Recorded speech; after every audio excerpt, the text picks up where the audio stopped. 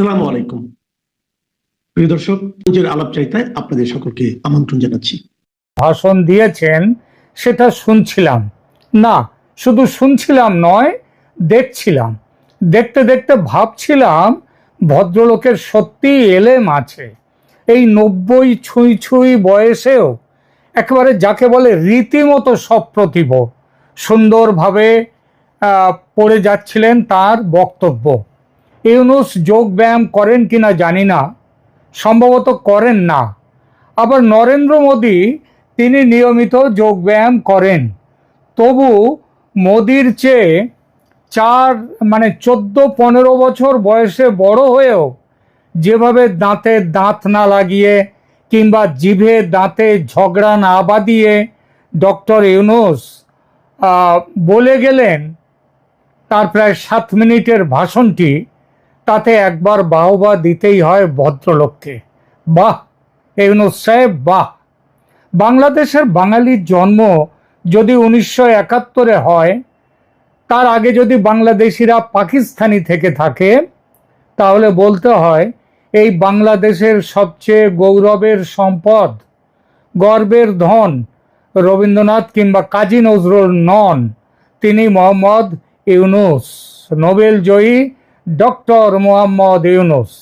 গত বছর আগস্টে দেশের মানুষের কাছে যার পরিচয় ছিল ফেরেশতা, তিনি এত বড় গর্বের সম্পদ বলেই তো গত বছর 5 আগস্টে কে নেবে জাতির ভার এই নিয়ে যখন সবার মাথার চুল প্রায় উঠে যাওয়ার মতো, তখন তাকে প্যারিস থেকে উড়িয়ে নিয়ে এসেছিল বিপ্লবের দূত এই ছাত্ররা।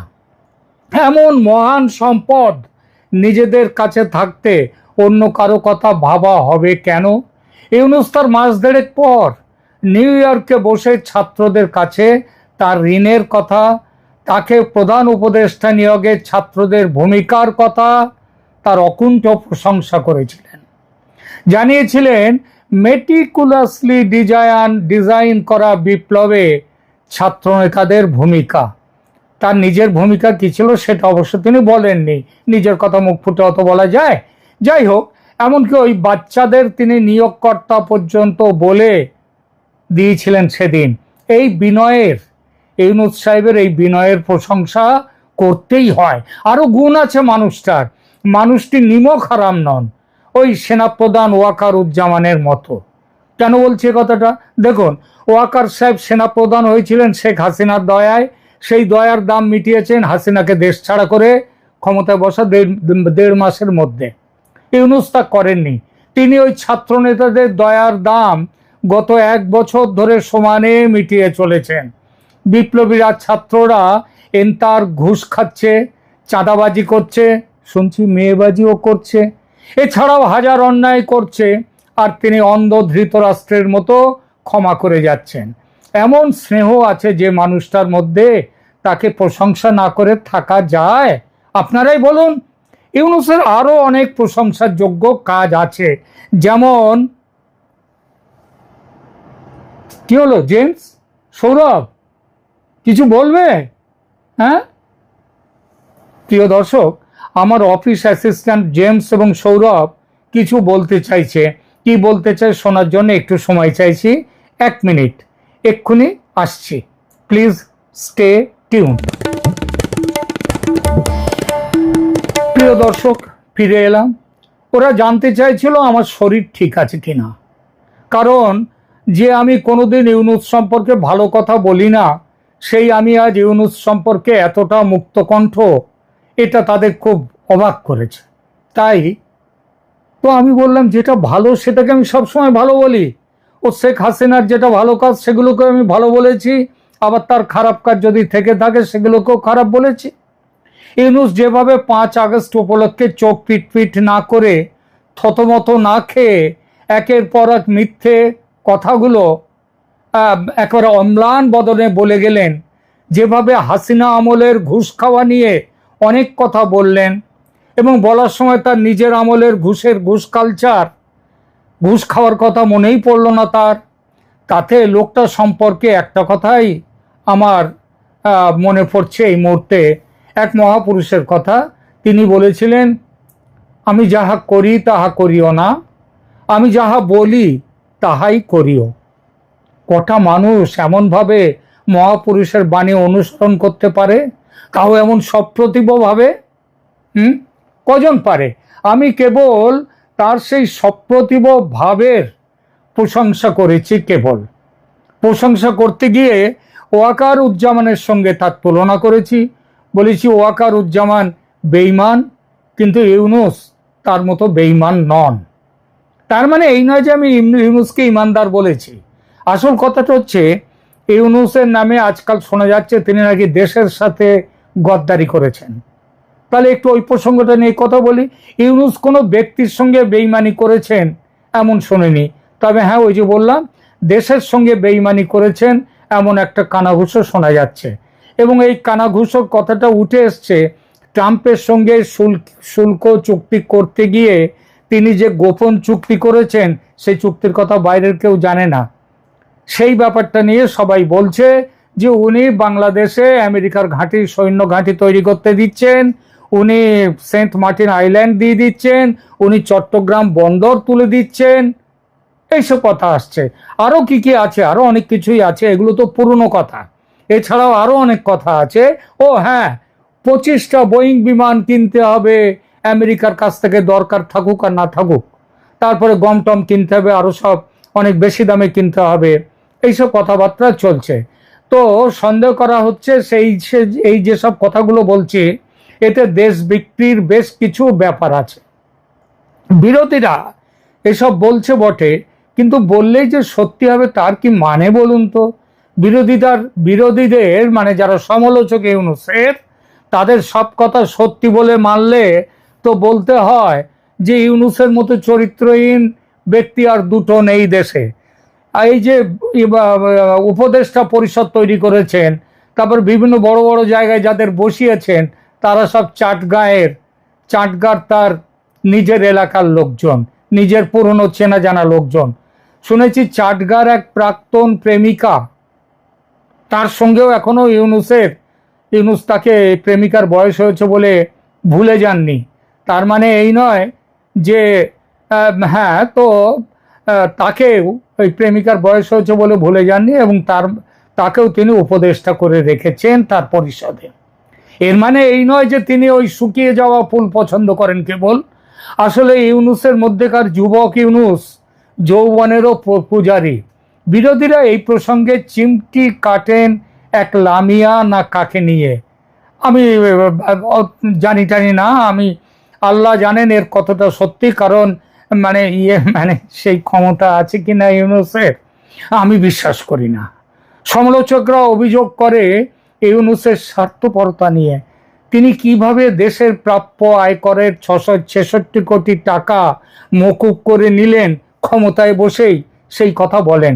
যদি মেনেও নিই অভিযোগ, তাহলে বলবো অন্য নেতারা হাজার হাজার কোটি টাকা দেশের টাকা মেরে বিদেশে পাঠিয়েছেন, সেই তুলনায় গত প্রায় 50 বছর ধরে তো এই জিনিস চলেছে, সেই তুলনায় ইউনুস নিয়েছেন মাত্র 666 কোটি টাকা।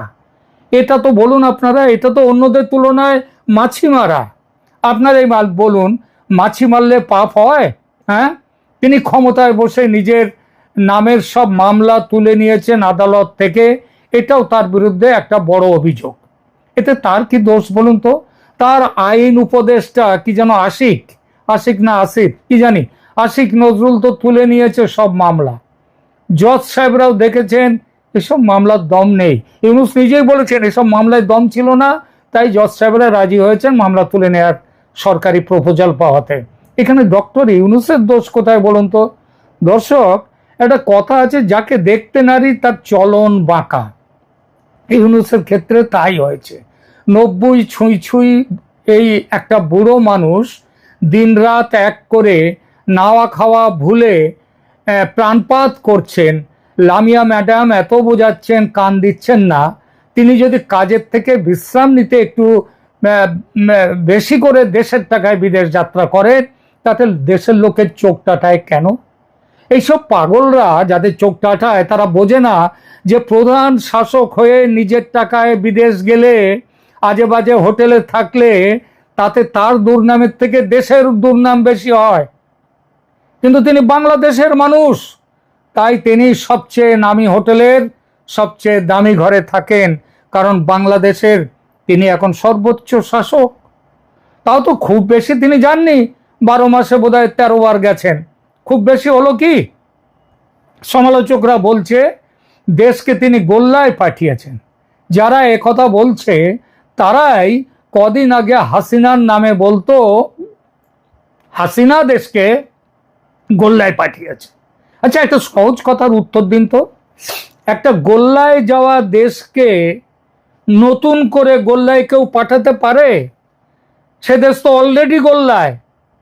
তাহলে তো এরকম যদি বলেন যে ইউনূস পাঠিয়েছে গোল্লায়, তাহলে তো মেনে নিতে হয় যে হাসিনা তার দেশকে গোল্লায় পাঠাননি, সব ঠিক ছিল তার আমলে। আর যারা ইউনূসের সমালোচনা করছে, ওই বিএনপির দু একটা আরো কিছু লোকজন যারা বলছে, তারা বলুন তো সে কথা, বলুন। অভিযোগ ইউনূস এখন ইসলামী জঙ্গি। তিনি জঙ্গিদের জেল থেকে মানে একেবারে গণহারে ছেড়ে দিয়েছেন, যা বাবা তোরা চোরে খা। তো ইউনূস এখন, তার জন্য ইউনূসকে বলা হচ্ছে ইউনূস ছেড়ে দিয়েছেন জেল থেকে। আরে বাবা, ছেড়েছে তো আদালত, আদালত ছেড়েছে বলেই তো তারা চলে গেছে। এরাই আবার বলছে ভাঙাভাঙি যা হচ্ছে, ইউনূস কোনো জায়গায় ভাঙতে গিয়েছেন? ওই যে বের মূর্তি আমাদের মুজিবুর রহমানের বঙ্গবন্ধুর মূর্তি ভাঙলো, আরো যেসব ভাঙাভাঙি চলছে, 32 নম্বর ভাঙলো, এই সবগুলো ইউনূস কোথাও ভাঙতে গেছেন? তিনি তো পুলিশ মিলিটারিকে দিয়ে রেখেছেন, তারা কেন দেখেনি? মিলিটারি তো গুলি চালায়নি, বলেছে বাচ্চা ছেলেরা এইসব করছে, আমরা গুলি চালাবো না।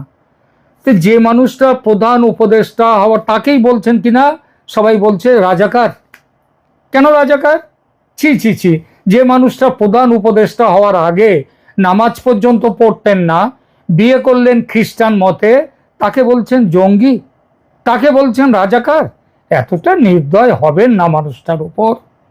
ইউনূসের কথার দাম নেই, এটা একটা বড় অভিযোগ। আর যা বলেন কাল তার উল্টো কথা বলেন, হ্যাঁ সেটা মাঝে মাঝে দেখাই যাচ্ছে। দেখুন না কেন নির্বাচন নিয়ে তিনি নানা সময় নানা কথা বলেছেন। কখনো বলছেন 2 মাস পরে, এই ডিসেম্বরে, কখনো বলছেন ফেব্রুয়ারি, কখনো বলছেন এপ্রিল। তো এইসব তিনি কেন বলছেন? কারণ দেশকে সাজিয়ে গুজিয়ে শান্ত করে তারপর তো ভোট করবেন। লোকে তো একটা উৎসবের পরিবেশে ভোট দেবে। আগে হাসিনার আমলে তো এই অনেকেই বলেছেন, এখন বাংলাদেশের যারা আবার উল্টো কথা বলছে, তারা বলছে যে হাসিনার আমলে তারা নাকি ভোট দিতে পারেননি, ইত্যাদি ইত্যাদি।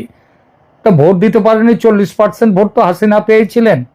আর তিনি যদি সব ছাপ্পা ভোট দিয়ে যদি নিয়ে আসতে চাইতেন, মানে ছাপ্পা ভোট যদি হতো তার আমলে, তাহলে তো তিনি আমাদের মমতা ব্যানার্জির মতো 80%, 85%, 90% ভোট করাতেন। সুতরাং ওটা বলবেন না, সাজাতে সময় লাগলে ভোট করতে দেরি হবে, এটা সহজ কথা। সেই প্রথম দিন থেকে ইউনূস সাহেবের অভিভাবক, ছাত্র নেতা ও জামাতিরা চাইছে 5 বছর পরে ভোট হোক। তাহলে তাদের কথা না